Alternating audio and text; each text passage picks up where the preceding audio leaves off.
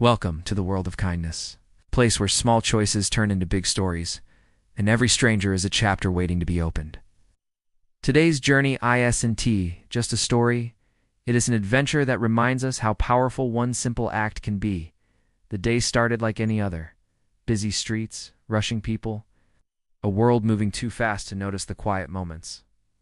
But then, something unusual happened. As I was walking down Maple Avenue, I saw a man sitting on the curb beside a broken bicycle. He wasn't asking for help. He wasn't waving anyone down, just sat there, staring at the ground, hurt, confused, and clearly out of options. Most people walked past him. Some glanced, some ignored. But something in me said, "Stop. Give him a minute." I walked over and asked gently, "Hey man, you all right? Need a hand?" He looked up, surprised, as if no one had spoken to him all day. He said, "I'm trying to get to work." But my chain snapped. I can't afford to be late again. His job was 5 miles away. His bike was his only way to get there. So I made a decision, a small one, but one that changed everything. I said, "Let's fix this."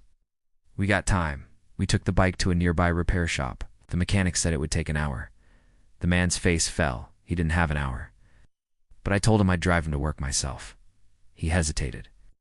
But sometimes kindness feels strange when people aren't used to receiving it. He got in. The whole ride he kept thanking me, but it wasn't about thanks. It was about reminding someone that humans still show up for each other. When we reached his workplace, he said something I'll never forget. "No one has ever helped me like this, not even the people I know." I realized then, strangers sometimes show more heart than the people we expect. On the way back, the mechanic called me. The repair was done. I picked up the bike, paid for the fix, and returned it to him after his shift. When he saw it, his eyes filled up, not because of a bicycle, but because kindness gave him hope again. Now, let's pause and think about this for a second. We're all so busy, right? We have our own schedules, our own problems, our own deadlines. It's so easy to put on blinders and just focus on our own path. And honestly, it's understandable. Life is demanding. But how often do we miss an opportunity to completely change someone's day just because we're in a hurry? When I saw that man on the curb, every logical part of my brain was screaming, "You're going to be late. You have things to do." And that's the internal battle we all face. The conflict between our personal schedule and our shared humanity. But what if we reframe that? What if we see these moments not as interruptions, but as invitations? It's an invitation to connect, to serve, to be the person that someone else desperately needs in that moment. That day, I wasn't just helping a man fix his bike.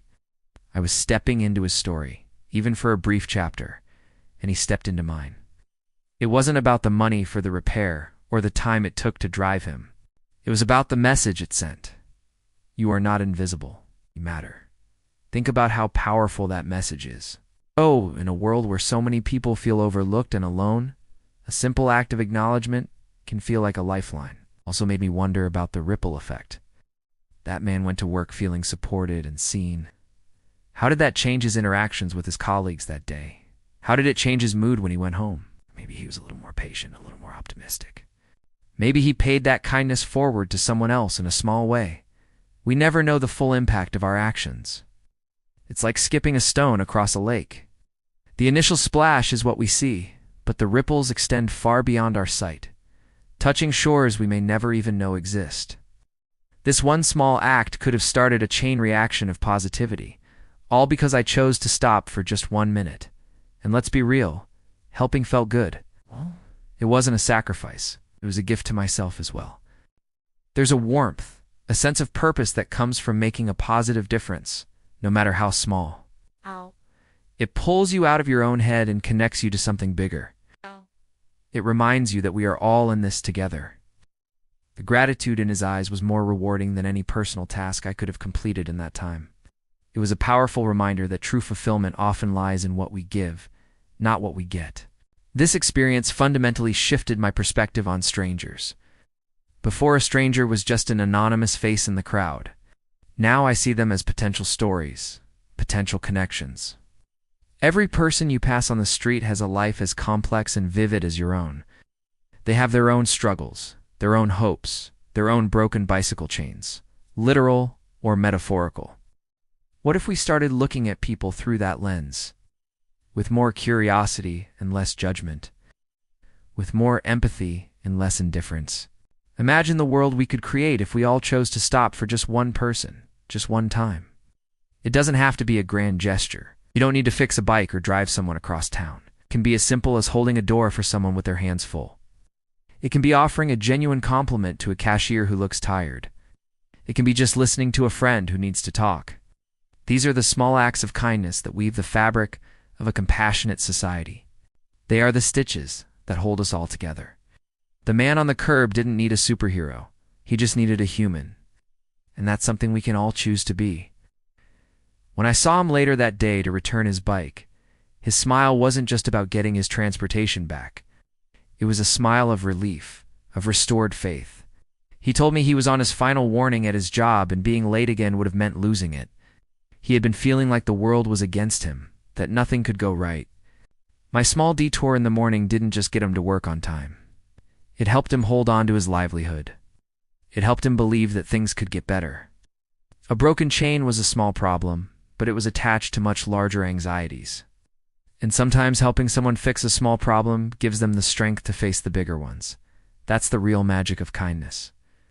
It doesn't just solve the immediate issue, refuels the human spirit.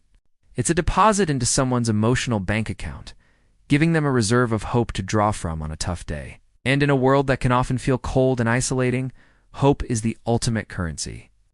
We all have the power to mint that currency and share it freely. It costs us nothing, but for the person receiving it, it can be priceless. So I want to leave you with a challenge. The next time you're out in the world, moving through your busy day, I want you to keep your eyes open for your broken bicycle moment. It might not be a bicycle at all. It might be someone struggling to carry their groceries. It might be a tourist looking lost. It might be a coworker who seems down. Don't let the voice of "I'm too busy" win. Choose to stop. Choose to ask, "You all right? Need a hand?" You might be surprised by the story you step into. You might be surprised by the connection you make.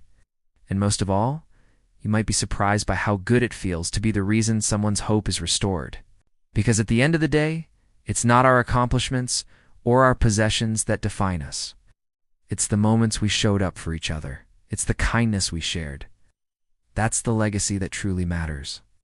Thank you for joining me on this journey today. If this story resonated with you, share it with someone who might need a reminder of the good in the world. And in the comments below, I'd love to hear about a time a stranger showed you kindness, or a time you were able to help someone else. Let's fill this space with stories of hope. Don't forget to like and subscribe for more stories that remind us of our shared humanity. Until next time, be the kindness you want to see in the world.